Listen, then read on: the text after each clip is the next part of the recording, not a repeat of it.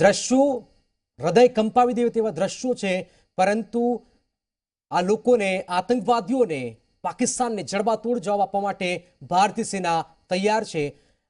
મનન Bhatt retired navy officer છે અમારી સાથે, મનોજ જાની પણ રિટાયર્ડ કર્નલ છે, કર્નલ ધર્મેન્દ્રસિંહ પણ સાથે છે।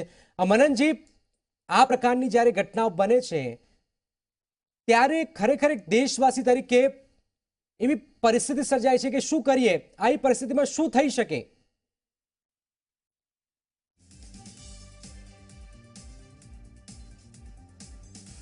જનકભાઈ, આપની વાત એકદમ સાચી છે અને મેં હમણાં ઝી 24 કલાક પર આ જે હુમલાના દ્રશ્યો જોયા, એક વાહનનું સીઆરપીએફની જે કોન્વોયની બસ છે એના પરકચ્છા ઉડી ગયા છે બાપુ। તો એક પણ જવાન, મને બહુ શંકા છે, એક પણ જવાન કદાચ આમાં બચ્યો નહીં હોય। એ કોન્વોયની એ બસની અંદર 45 જેટલા જવાનો, 45 થી 50 જવાનો સવાર હતા અને એ જવાનોની જે કહે છે ને કે એક સૈનિક માટે છે ને યુદ્ધ કેવળ સરહદો પર નથી લડાતા, એક આ રોજબરોજના યુદ્ધો, રોજબરોજનું આ પ્રોક્સી વોર, અને ભારત આમને આમ જો હાથ પર હાથ ધરીને બેઠું રહેશે તો નહીં ચાલે। આતંકીઓને એમના ઘરમાં ઘૂસીને એકવાર આપણે હુમલો કર્યો, સર્જિકલ સ્ટ્રાઇક કરી, પણ એટલું પૂરતું નથી। આતંકવાદને ખત્મ કરવાની જરૂર છે, આતંકવાદને એના જડમૂળમાંથી ઉખાડી ફેંકવાની જરૂર છે। આપણે બધા જાણીએ છીએ કે પાકિસ્તાનની અંદર મુલ્લા મિલિટરી અને મસ્જિદ, આ ત્રણનું ત્રેખડ બનીને આપણા ભારતની અંદર પ્રોક્સી વોર ચલાવી રહ્યું છે। એમને નાથવા માટે આપણે શું કરવું જોઈએ? આતંકવાદીઓને આપણે ઓપરેશન ઓલ આઉટ ચલાવ્યું, ખતમ કર્યા। ભારતની અંદર અત્યારે આતંકીઓનો એનું જે કેડર છે એ ખતમ થઈ રહ્યું છે, પણ આજે આપણે જોયું કે એક આતંકી ઇમ્પ્રુવાઇઝ એક્સપ્લોઝિવ ડિવાઇસ ભરેલી એની કારથી એક જ આતંકીએ આટલા બધા જવાનોના મોત નિપજાવ્યા। આપણે ક્યાં સુધી હાથ પર હાથ ધરીને બેઠા રહીશું? હવે તો બદલો લેવાનો સમય, એક યોગ્ય એક્શન લેવાનો, એક ડિસિઝિવ એક્શન લેવાનો સમય આવી ગયો છે। કેવળ ટ્રુપ બિલ્ડઅપ કરવાથી કે હાઈ એલર્ટ પર જવાથી કંઈ ઉકેલ નહીં આવે। પાકિસ્તાનને તેની ભાષામાં યોગ્ય જવાબ આપવાનો સમય છે। કેવળ વાતોથી કે કેવળ નાની મોટી સ્ટ્રાઇક્સથી કે ઓપરેશન્સથી નહીં ચાલે। હવે India has to be very decisive. I have full faith in our present regime.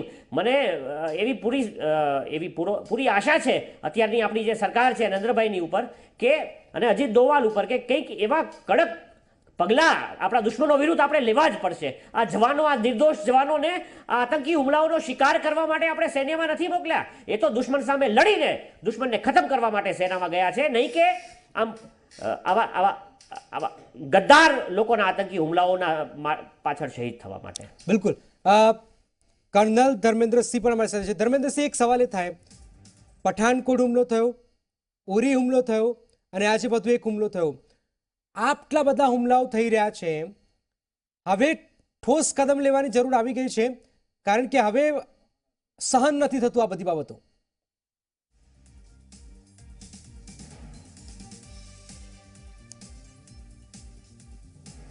देखिए, ये जो उग्रवाद है और जो प्रत्यक्षवाद है, इनमें फर्क है।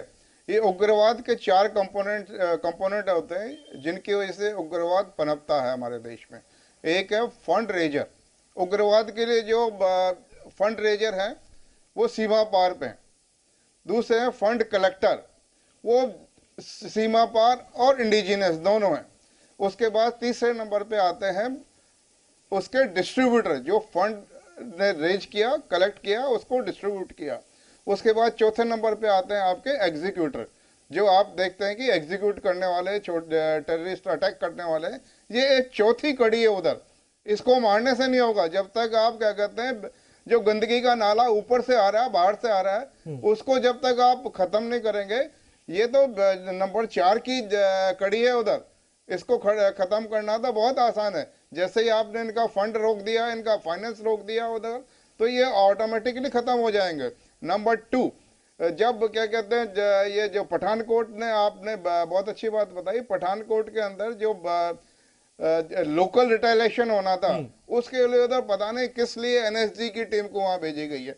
अभी मेरे को उम्मीद है कि इस बार ऐसा कोई कार्रवाई नहीं होगा। मेरे को पूरा सीआरपीएफ के जो उधर सेक्टर कमांडर है उसकी, उनकी काबिलियत के ऊपर पूरा भरोसा है कि वो इसका रेमेडियल मेजर्स ले सकते हैं और लेंगे। लेकिन उसके लिए जो कहते हैं ना, स्कोरिंग ब्राउनी पॉइंट, उसके लिए किसी को हवाई जहाज में बैठ के पुलवामा जाने की जरूरत नहीं है। सेक्टर कमांडर को पूरा उसको अपना काम करने का देना चाहिए। बिल्कुल। चौथी बात आती है आपकी, अभी एक मंत्री साहब का बयान सुन रहा था, उसमें बोल रहा था कि મનુ आतंकवाद જાની के પણ लिए રિટાયર્ડ કર્નલ છે ગાંધીનગરથી. આપની પાસે આવું છું ધર્મેન્દ્રભાઈ. મનુભાઈ, આ જમ્મુ કાશ્મીરના રાજ્યપાલ સત્યપાલ મલિકે એક વાત કહી છે કે આટલા મોટા સેનાના કાફલા સાથે લોકોએ ન જવું જોઈએ, સેનાએ ન જવું જોઈએ, અને એના જ કારણે કદાચ ચૂક રહી ગઈ છે આપણાથી.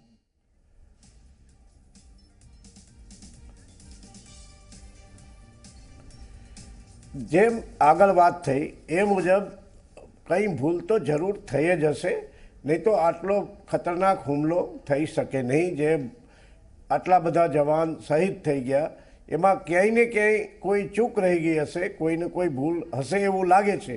પણ અત્યારે એ બાબતમાં જ્યાં સુધી પૂરી તપાસ ન થાય ત્યાં સુધી કંઈ પણ કહેવું યોગ્ય નહીં કહેવાય. પણ એક વસ્તુ તો જેમ આપણે રાજકોટથી ભાઈએ કીધું એમ કંઈ ને કંઈ ચૂક તો જરૂર છે જ. એ સિવાય આવો સક્સેસફુલ હુમલો થઈ શકે નહીં. ચૂક ક્યાં છે? આપને જે ઇન્ટેલિજન્સ જે માહિતી મળી એમાં છે કે જેનો આપણે આખો કોન્વોય જ્યારે નીકળે ત્યારે કોન્વોય ઉપર પૂરી સિક્યોરિટી હોય. કોન્વોયની આગળ વ્હીકલ હોય, પાછળ વ્હીકલ હોય, વચ્ચે હોય એ લોકો, અને રોડ પ્રોટેક્શન પાર્ટી હોય. આવું બધું હોવા છતાં પણ જો આ રીતે સક્સેસફુલ હુમલો થઈ શકે તો એ એક વસ્તુ જે આપણા જમ્મુ કાશ્મીરના ગવર્નરે કહી એમાં ઘણું તથ્ય છે. બિલકુલ. મનનજી, એક સવાલ એ થાય, ત્યાં સ્થાનિક લોકો પણ આતંકવાદીઓને મદદ કરે છે. આપણે વારંવાર આ મુદ્દા પર ચર્ચા કરીએ છીએ. આમાં પણ એવું હોઈ શકે ખરું કે ભાઈ સ્થાનિક લોકોના જ કારણે આટલો મોટો કોન્વે જઈ રહ્યો છે? કારણ કે 2000 થી 2500 જવાનો હતા.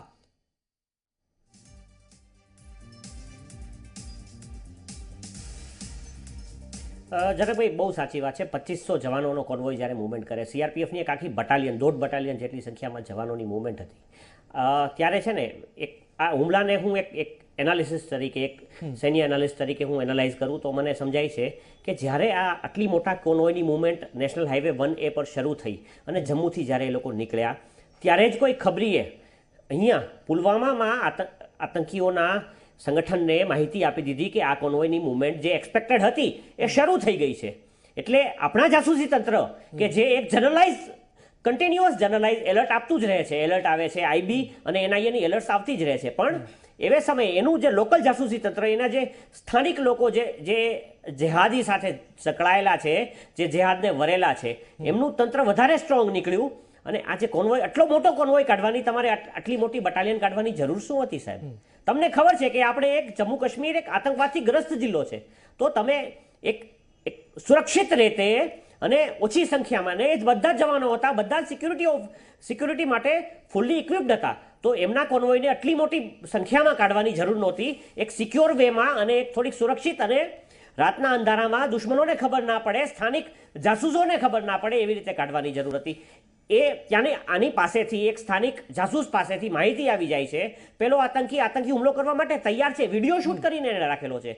એનો અર્થ બહુ સિમ્પલી એટલો થાય છે કે એમને આપણા કોન્વોયના મૂવમેન્ટની પહેલેથી ખબર હતી. કોઈ તો કોઈ એવો ભારતીય છે, આપણા કોઈ એવો અંદરથી ઘરનો જ ભેદી કેટલાક છે. ગદ્દારો છે, એવાને સમજવાની જરૂર છે, અને આવા ગદ્દારોને પણ મારવાની જરૂર છે. આતંકવાદીઓની સાથે સાથે એ પણ આતંકવાદીઓ કરતા મોટું પાપ કરી રહ્યા છે. હવે ધર્મેન્દ્રસિંહ, એક સવાલ એ થાય કે તાલિબાની સ્ટાઇલથી હુમલો કરવામાં આવ્યો છે. પાકિસ્તાનમાં લગભગ કરાચીમાં પણ એક રેલી આ લોકો કરી ચૂક્યા છે થોડા સમય પહેલા જ. તો આ બીજું જ મુવમેન્ટ પાકિસ્તાનથી છે એ તો ફાઇનલ થઈ રહ્યું છે.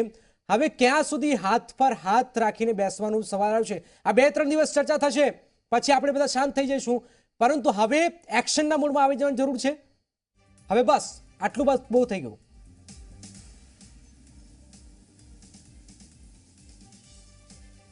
देखिए, ये जो भारत कश्मीर के अंदर जो आतंकवाद है ये आज की उपज नहीं है. 1990 से आतंकवाद शुरू हुआ था, उसको हमने 1996 में 6 साल के अंदर काबू कर लिया था उधर. और उसके लिए क्या कहते हैं, यही भारतीय सेना थी, ये सक्षम है पूरी तरह से उधर करने के लिए. उधर उसके लिए कोई तालिबान स्टाइल कार्रवाई करने की जरूरत नहीं है उधर. लेकिन ये है कि उनको पूरी इंडिपेंडेंट तरीके से काम करने की छूट दिया जाता है. आपको जो 1990 के अंदर कश्मीर एक तरह से पूरा इट वाज बर्निंग एंड 3 साल तक ये था कि कभी अपना इंडियन एयरलाइंस का प्लेन हाईजैक हो रहा, उधर आए दिन वहाँ पर ये जो टेररिस्ट उधर एक्टिव थे उधर। 3 साल में उनको थोड़ा चेक किया गया और अगले 3 साल 96 के अंदर वहाँ पे पूरी तरह से आतंकवाद को काबू में कर लिया गया था। 96 में वहाँ पर फिर दोबारा चुनाव हुए। स्वतंत्र भारत के इतिहास में कश्मीर में 1996 में पहले बार एक इंडिपेंडेंट बिल्कुल फेयर इलेक्शन हुआ था, ऐसा क्या कहते हैं इंटरनेशनल प्रेस ने भी रिपोर्ट किया था उधर। ये सब कुछ ठीक चलता रहा, छोटमोट ये छोटमोट टेररिस्ट की कार्रवाई होती रहती थी, लेकिन 2015 के अंदर जब वहाँ पर जो इलेक्शन संपन्न हुए और वहाँ पे के जो तत्कालीन मुख्यमंत्री मुफ्ती मोहम्मद महीर सईद ने खुले मंच से पाकिस्तान को धन्यवाद दिया कि એટલે ઘરમાં જ ગદ્દારો છે અને એટલા જ માટે આતંકીઓ આ પ્રકારના હુમલાઓ કરી રહ્યા છે એ સ્પષ્ટ છે જ। મનુ જાની છે રિટાયર્ડ કર્નલ મનુજી, હવે શું થઈ શકે? આટલો મોટો ગોજારો ઘટના તો બની ગઈ, હવે શું થઈ શકે મનુજી?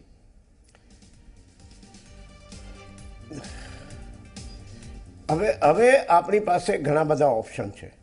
આપણે અત્યારે એક ડોક્ટ્રીન ફોલો કરીએ છીએ, એને કોલ્ડ વોર ડોક્ટ્રીન કહેવાય। પાકિસ્તાનને સૌથી વધારે ડર આ કોલ્ડ વોર ડોક્ટ્રીનનો છે। એ મુજબ આપણે જ્યારે પણ જરૂર પડે ત્યારે હુમલો કરી શકીએ અને એ માટે આપણા દેશના જે નેતાઓ છે એ જરૂર વિચારશે કે આપણે હુમલો કરવો જોઈએ તો ક્યારે કરવો જોઈએ। એ સિવાય આપણી પાસે પાકિસ્તાનની દુખતી રગ ઘણી છે, એટલે અત્યારે એની જે દુખતી રગો છે એના ઉપર હુમલો કરવાની જરૂર છે। બિલકુલ, એનો આપણી પાસે એની પાણીનો કંટ્રોલ છે, આપણી પાસે એની જે અત્યારે વ્યાપાર ચાલે છે એને કંટ્રોલ કરવાનો આપણી પાસે એ તમામ બાબતો, કારણ કે આ લોકોને ભૂખ્યા મારવાની જરૂર છે, આતંકવાદીઓને ભૂખ્યા મારવાની જરૂર છે, નહીં તો આ લોકો નહીં સુધરે। આ એક દિવસની સમસ્યા નથી, આ વર્ષોથી ભારત આતંકવાદી સમસ્યા સહન કરતું આવ્યું છે અને પાકિસ્તાનને આ જ રીતે મારવાની જરૂર છે। આપણી પાસે જસ્ટ અ મોમેન્ટ એ સિવાય આપણી પાસે એમના બધા પણ કેમ્પ જે છે આતંકીઓના એના નકશા છે અને જરૂરી નથી કે ત્યાં સુધી આપણે આપણા ટ્રુપ્સને મોકલીએ, એનો આપણે બીજા અલગ તરીકેથી પણ નાશ કરી શકીએ છીએ, પણ એક્શન લેવાની જરૂર છે જ। એ કઈ રીતે એક્શન લેવા, ક્યારે લેવા, એ આપણી નેતાગીરીના હાથમાં છે। સેના પણ બખૂબી જાણે છે, આપણી પાસે પૂરી માહિતી ક્યારેય પણ નથી હોતી અને આ બાબતમાં એ અમદાવાદના હાટકેશ્વરમાં પાકિસ્તાન હાય હાય નારા લાગ્યા છે। આપની પાસે આવું છું, આ એક મહત્વપૂર્ણ સમાચાર છે। જમ્મુ કાશ્મીરમાં પણ નારા લાગ્યા છે પાકિસ્તાન વિરોધીના કે અને અમદાવાદમાં પણ આપ જુઓ કે લોકોમાં આક્રોશ છે, લોકોમાં ગુસ્સો છે પાકિસ્તાન સામે, આતંકવાદીઓ સામે। આ ઘટનાને લઈને આપ જોઈ શકો છો કે હિન્દુસ્તાનમાં પાકિસ્તાન પર ફિટકાર, આતંકવાદી પર ફિટકાર અને વળતો બદલો લેવાની વાત। પુલવામાના ઘટના બાદ પાકિસ્તાને એની જ ભાષામાં જવાબ આપવાની વાત હિન્દુસ્તાનના દરેક નાગરિક કરી રહ્યો છે। આક્રોશ જોવામાં આવી રહ્યો છે તમામ લોકોમાં, કારણ કે 30 જવાનોની શહીદી આ એડે ન જવી જોઈએ અને એટલા જ માટે આક્રોશ।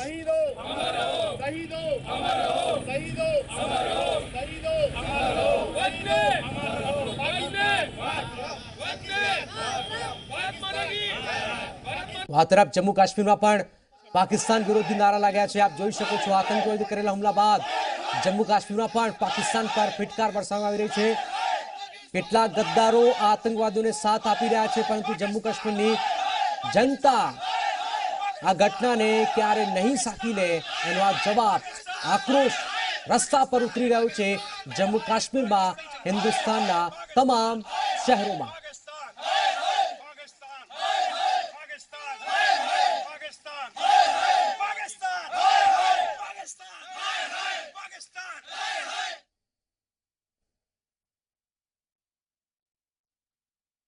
આ દેશની કમનસીબ હમણાં એ છે કે આપણે 2-3 દિવસ આ બધી બાબતો યાદ રાખતા હોઈએ છીએ, પછી આપણે બધું ભૂલી જતા હોય છે. આપણે જોયું છે જ્યારે જ્યારે આતંકી હુમલો થાય છે ત્યારે ત્યારે દુઃખ થાય છે અને ત્યારબાદ 2 દિવસમાં આપણે બધું ભૂલી જતા હોય છે. આ આગ અંદર પ્રજ્વલિત રાખવાની છે. મનન ભટ્ટ છે અમારી સાથે, નેવી ઓફિસર રિટાયર્ડ. મનનજી, જે રીતે આ ઘટના બની, હવેથી ખરેખર એ મોડ આવી જશે કે પછી 2 દિવસમાં બધું શાંત થઈ જશે એટલે મામલો પણ શાંત થઈ જશે? હવે ઠોસ કદમ ઉઠાવશે જ સરકાર?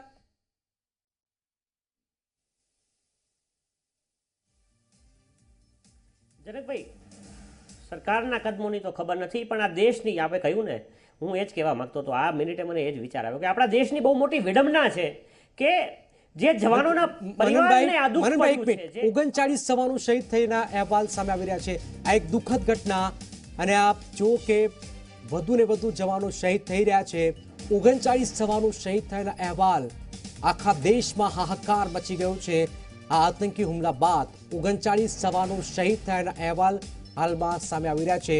પુલવામા આતંકી હુમલામાં આ ઘટના, આ ખબર તમામ હિન્દુસ્તાનીઓને હૃદયને કાપી નાખી રહી છે. કારણ કે આ દ્રશ્યો એ કહી રહ્યા છે, એ દ્રશ્યો જ પુરાવો આપી રહ્યા છે કે કેટલો દર્દનાક, કેટલો ખતરનાક આતંકી હુમલો છે. 39 જવાનો શહીદ થયાના અહેવાલ છે. મનનજી, 39 જવાનો શહીદ થઈ ગયા, 30 થી આ આંકડો સતત વધી રહ્યો છે, એટલે આપ અંદાજ લગાવી શકો છો કે આ હુમલો કેટલો ખતરનાક છે. મનનજી,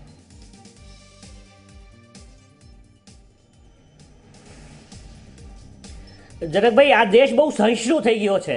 આજે આ જવાનોની એના દર્દનાક મૃત્યુ, આ શહાદતો, એની અસર દેશના હરેક ઘરમાં, હરેક ખૂણામાં પહોંચવી જોઈએ. એને બદલે આપણે આપણા ડ્રોઈંગ રૂમમાં બેસેલા છીએ, લોકો રસ્તા ઉપર નથી ઉતરી આવ્યા, અને જે નારા બોલાવતા હતા એ લોકો સ્માઇલ કરતા હતા. આ ખરેખર એક દુઃખની વાત છે કે આ દેશ કેટલો બધો સહિષ્ણુ છે કે દુશ્મન આવીને આપણા એક જવાનને ઉપર હુમલો કરે ને તો આપણે દુશ્મનને ખતમ કરી નાખવો જોઈએ. એને બદલે આપણા જવાનો આજે ફેસબુક પર શહીદી આપે છે, ટ્વિટર પર આપી રહ્યા છે, બસ ત્યાંથી શાંત થઈ રહ્યા છે.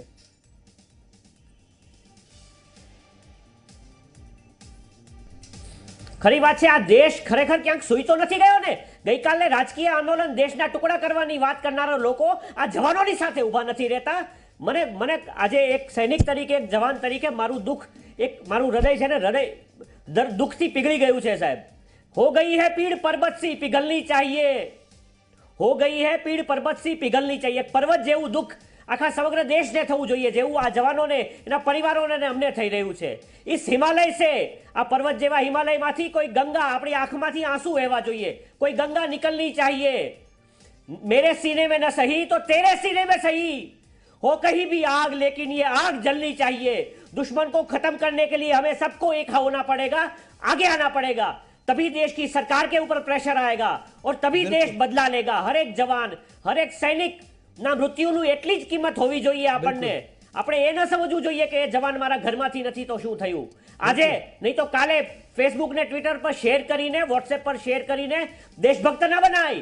દેશભક્ત બનવા માટે તો જીવની કુરબાની આપવી પડે છે. તો એ જે દેશભક્તો 40 દેશભક્તો જે આપણે ખોયા છે તેનો બદલો લેવા માટે સમગ્ર દેશે આગળ આવવું પડશે. રોડ ઉપર આવવું જોઈએ અને રસ્તા ઉપર આવવું જોઈએ અને આક્રોશ વ્યક્ત કરવો જોઈએ, ન કે માત્ર ફેસબુક પર રહી 2 શબ્દો લખી આપણે દેશભક્તિ બતાવી. આ દેશભક્તિ નથી. એક બ્રેક માટે રોકાઈશું. આપ જોતા રહો ઝી ચોવીસ કલાક.